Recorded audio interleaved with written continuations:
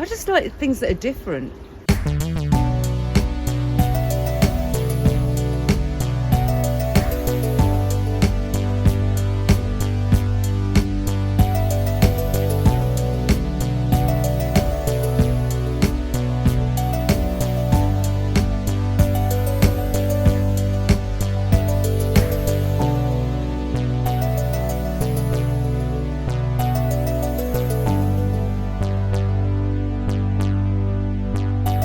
Bridget, Yes. We have met recently, haven't we? So who are you and where do you live and what kind of setup have you got with your garden? Well, see, my name's Bridget. See, I live in sunny Colchester in Essex. I've actually been at this house for 6 years. It's not mine, it's my partner's. So I inherited the garden, but I've added all my plants to it that I like.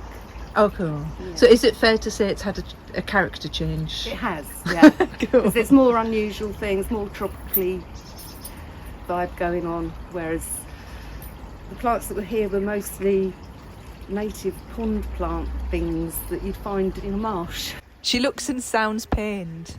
Good job she's been able to put her creative hands to work on this little patch of land. It's a back garden on the outskirts of Colchester, which is a lovely part of the country, close to both Beth Chatto's landmark gardens and Dedham Vale, otherwise known as Constable Country, after the famous John Constable paintings. Has that informed the layout and the format of it? You'll have to tell me. Hydroponic, did you say? Aquaponic. Aquaponic. Yeah. Okay, so let's say a good quarter of the garden, would you say, is aquaponic? Oh, it's almost half. Almost half is Yeah. aquaponic. Oh, so got very little soil Okay. at all. It's a compact garden, around 5 or 6 metres, something like that. She packs a lot in. You enter the garden through an undercover seating area that opens out onto the garden. This becomes a space which can overwinter some of the tender plants when colder temperatures command it. Then on the left is the pond and aquaponic side. The crux of this system is that the fish produce waste, ammonia, and bacteria breaks it down into nitrates, which in turn feeds the plants. The plants then clean the water and make it safe for the fish, and the cycle repeats over and over. At the back of the garden is a shed and an adjacent potting shed, and then on the right is a border where the plants are grown in soil. There are lots of pots around, and a gravel pathway links it all together. So yeah, everything on that side is either in the gravel, in the rocks, or in pots, and no soil. Whereas this side, yeah, a little bit of soil. So just to touch on the pots, what kind of challenges do you find come about from having your plants in pots, and why have you chosen to put so many in pots? Because the challenges I have in pots is the plants, they don't grow to their full potential. They dry out very quickly. Some of the plants, although it's water mainly over there, they only like their feet in the ground. But the beauty of pots is that I can move everything around and place things where I want it to be. A piece of art. Well, I think it is totally a piece of art. I think we can credit you here with a piece of art. Brassiopsis mitis. Yeah, he's supposed to be reasonably hardy. He's in a pot and I put him in the greenhouse because I'm too scared to lose it. Okay, so he's one of the treasured souls. Yeah, he is. But I think he would do so much better in the ground, and if he does get hit by the frost, I think he'll come back from the ground. I'm just waiting to see where I'm going to put him. Okay, really. Yeah. So would you be tempted then to try and propagate him as a backup? See, I don't know how you do it. Him, now you got me at it. Him. I don't know, because I think it's from seed. I don't know if you can take cuttings, but then I'd be really worried, because if I cut that off, it hasn't branched out. Do you know what I mean, on the stem? So Oh yeah. I'm not It's really just sure. only growing at the top, Yeah. basically. So yeah, I'd have to chop the top off. I don't know. Oh yeah. I'm not gonna See, try yeah, that. no, I'm not I gonna can try see. it. I wouldn't do that either. Are there any plants in your garden then? Well, I guess even the more mature ones. Is this a Rhus typhina? Yes. This one. Like, was that already in when you came? Yeah, that was that one already was. in. It was quite established. Is that the only one actually looking around? Okay. I don't think there's. Oh, the Arundo donut. The Arundo. That was there when I moved in. Again, that's in a pot. I just repot it every now and then, split it up. But equally, it wasn't in a pot when I first moved in, it was just in the gravel, and it did overtake. It was quite rampant, shall we say. Oh, right, okay, so sometimes you're using the pot to contain as well as a Yeah. management technique Yeah. for the garden then. What are you most proud of in the garden? I don't know, because it changes. It changes. I mean, I love the different textures of the leaves. I like the different colours. I think personally I'd like it to be a bit more lush, more dark green, but I don't know, it all complements itself, I think, anyway. So what structural plants is Bridget using as the backbone to her garden? The Rhus typhina, or staghorn sumac, already mentioned, has the biggest stature, both in terms of size and maturity. There are 2 Dicksonia antarctica, one a little taller than the other. We've got some big-leaved beauties, great for dramatic effect, the tetrapanax and Catalpa, or Indian bean runner tree. Then we've got some really fancy-leaved shrubs, like the Brassiopsis we've already seen, and the Schefflera taiwaniana. Additionally, she's got a Nicotiana Glaa, which is only 2 years old and really tall. Nicotiana Glaa. Oh my God, That this I is can't ever say amazing. properly. You've grown that from seed last year? No. Yes, sorry. Yes, last year was the first year, yeah. Yeah. So this is in its second year, and whether it survives the winter, who knows.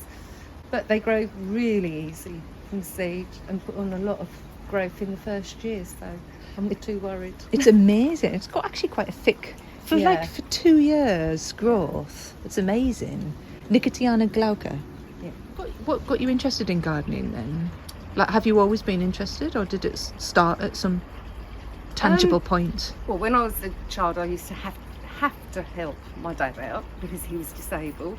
And actually, I had a little garden of my own. He gave me a little plot of my own that I quite liked doing myself. Back in the day, Dad, it was boring plants. Boring. My mum loved heathers and fuchsias and things, whereas I'm not. Fuchsias, some of them I like. Berries are nice to eat though. Fuchsia berries. I didn't know they were edible. Yeah. Oh, well, there you go. That'll be my next meal. No, fuchsia berries, they're all edible. Oh, Yeah. okay, cool. They're I'll just fact check that before I try them, Yeah, just no, so you know.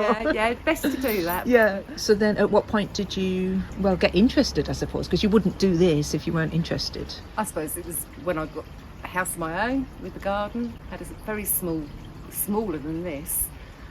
So I quite liked pottering around in the garden. And then I've got a really big garden that was quite intimidating. It was just plain grass and a few mature fruit trees. And I divided that into sections. And it was looking quite good, but unfortunately I had to leave, and I didn't have a garden for about 3 years. And then, like I said, I moved in here and taken over. Yes, definitely there's some colonising going on there.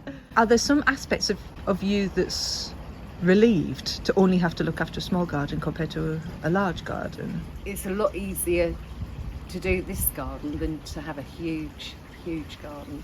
Yeah. And yeah, I do get a bit overwhelmed even with this garden at times. Yeah. But then it's a lot of the plants are so finicky and have to be put away in winter and things, and yeah, I'm not very good at looking after plants. They've got to survival of the fittest, I think. Do you have a buying strategy? No. No, I could guess that. It's more like if you see something and you're yeah, definitely. cool. And are you swapping plants? I do, yeah, I do. Like, I give a lot away to friends and try to spread the love. Spread the love, yeah. Different plants, yeah. Here. Oh yeah. We've got Abutilon. Abutilon. That one. The Abutilon there, little pink one. Behind the Canna. That's a double. Cool. Do you actually sit on this seat then? Yes, here? I do. I have my coffee here in the Oh, do morning, or a you? cup of tea, Yeah. Oh, your ginger as well. Unfortunately, it didn't flower in time. True. Okay. You will enjoy it when it does. Yeah. I'll just pop that in there to get a bit. Have you ever done any formal training then? No. Yeah. So books and people? People, the groups on Facebook have been fantastic because you get lots of different levels of expertise. And you mentioned before you've got a wish list. Hasn't everybody? How long is the wish list? Hundreds of plants. But I always seem to get a plant whenever I go out. I can go to the supermarket and I'll come back with a plant. Have you tried to teach someone? Like, have you tutored anyone or coached someone in raising this kind of garden? Yes and no. I had for a year I had a really lovely job supporting people, adults with learning disabilities, and I was employed as a therapeutic gardener. So I was teaching a teaching role. I'm not a teacher, but I got them into the place where I was working. I got them into things like banana plants, and they've got it in the polytunnel. And they sent me a photo. It's flowering this year, so that's really cool. Yeah. Well, if someone was going to teach themselves, what would you suggest they do? I have to say, actually, the Facebook groups have been amazing, and like I say, the different levels of expertise, and you don't get judged. You know, you can ask the most stupidest question and somebody will answer it for you. Are there any principles as such that you've built this garden on? And that's okay if there's not. Maybe it's more ad hoc. It's ad hoc. Okay. I just buy plants that I like, and it's more for the different leaf shapes mainly. Do you have any particular favourite plants? Let's say particular ones for leaf shape first of all. Castal Oil Plant is a must in the summer. It's an annual. I absolutely love them. This year they've not done very well, but I mean, growing from seed, and that's 1 year's growth. It's lovely. It's absolutely amazing, really. Are you aware of any mistakes that are quite common, or any what would you say is the biggest waste of time that you see? I put things in the wrong place all the time. It's like over there I've got an azalea, and it's in totally the wrong place. It's hidden underneath all the plants over there, and I've got to move it. What do you wish that you knew how to do better? Feed. Oh, feed. I was going to guess, but I was going to guess something different. Oh, what were you going to guess? Well, I was going to guess maybe the propagation thing, because you said you didn't do that much of it. That as well. I do a bit, but I end up killing them because I put them on the water butts and things to keep out of the way, and then they get too hot and fried. Oh, my favourite one this year as well has got to be Pilea. Oh yeah, the Pilea. So tell us a little bit about the Pilea. Oh, yeah. Let me try and get a good shot of it. At least it's a little bit. It's new to me this year. I don't know. Here we go. So this one here is the Pilea. It's the teardrop leaf. You can see that one. Actually, it's really not coming out at all. So what is it about it that you like then? I like the shape of the leaf. And I don't know. It's bushed out quite quickly and quite fast growing, which I like fast growing things. Sparmannia africana. Oh yeah, tell me about that one, because that one's really new to me as well. It does have a lovely flower, but there's no flowers. But the flowers are always hidden underneath. But it's not flowered. Okay, and remind me of the name. Sparmannia africana. Well, I'm interested a bit in the Canna lilies. Yep. Yeah, so would you like to talk us a little bit through? You've got some beautiful Canna lilies. Yes. Yeah. Well, the one that's in flower here, that's Cleopatra. And the oddity about her is that she's got the different coloured markings on the leaves. She's got red and green, or it could be completely red or completely green leaves. And the flowers, reddy orange and yellow. Yes, this is the what? Yes, okay. Yeah. This is actually what John was telling me about as well. That it's according to the stripe on the leaf as to what the colour of the flower turns out. He knows more than I do. Well, I've apparently. never taken any notice. There you go then. Stuttgart. Yeah. Oh, the Stuttgart one. This one's gone fantastic. Oh, she's done so well this year. But the brown doesn't like the sun at all, and because now it's got taller, obviously it's got some brown spots on it, but that's completely normal for that particular canna. Some interest.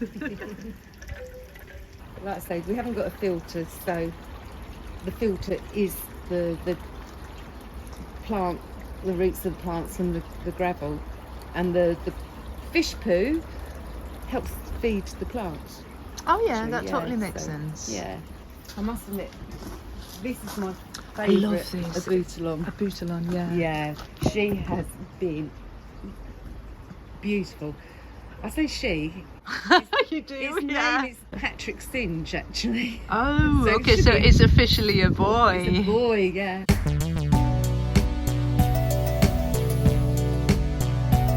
Many thanks to Bridget for sharing with us her lovely garden full of uncommon plants. We're really grateful. If you're keen on unusual plants and would like to see another fantastic collection, check out Tom Hartdyke's world-class garden in this video here.